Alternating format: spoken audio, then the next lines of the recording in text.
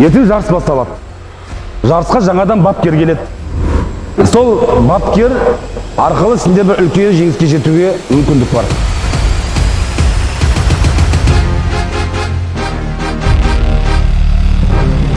Жарайдым тест. Қызым, тұра ғой, сен әлі тұрмағансың ба? Кімдер олар? О, Макс, брат, ел болды, бір ударыңа болған. Сатқын, қалайсың? Лапал.